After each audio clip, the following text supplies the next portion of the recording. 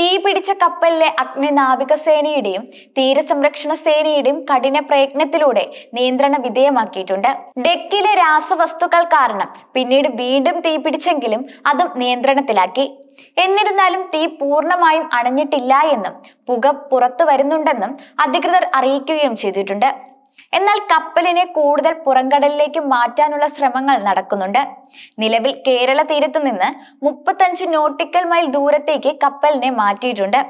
Indian തീരപ്രദേശത്ത് നിന്ന് കുറഞ്ഞത് 50 nautical mile അകലേക്ക് മാറ്റാനാണ് നാവികസേന ലക്ഷ്യമിടുന്നത്. സിംഗപ്പൂർ ചരക്ക് കപ്പലായ വാൻഹായ് 503-ന് കണ്ണൂർ അഴീക്കൽ തീരത്തു നിന്ന് തീ പിടിച്ചതിനെ തുടർന്നുണ്ടായ ആശങ്കകൾ ഓരോ ദിവസം കഴിയും തോറും വർദ്ധിക്കുകയാണ്. കപ്പലിൽ നിന്ന് കടലിൽ വീണ വിഷാംശമുള്ള കണ്ടെയ്നറുകളും സ്ഫോടക വസ്തുക്കളും ഇന്ധന എണ്ണയും കേരള തീരത്തേക്ക് ഒഴുകിയെത്താൻ സാധ്യതയുണ്ടെന്നാണ് ദുരന്ത നിവാരണ അതോറിറ്റിയും Indian national centre for ocean information സർവീസസും മുന്നറിയിപ്പ് നൽകിയിരിക്കുന്നത്. ജൂൺ 15, 16 തീയതികളിൽ കണ്ടെയ്നറുകൾ എറണാകുളം ജില്ലയുടെ തെക്ക് ഭാഗത്തും ആലപ്പുഴ, കൊല്ലം ജില്ലകളുടെ തീരങ്ങളിലും എത്താൻ സാധ്യതയുണ്ട്. കോസ്റ്റ് ഗാർഡും ITOPF നടത്തിയ വിലയിരുത്തലിന്റെ അടിസ്ഥാനത്തിലാണിത്.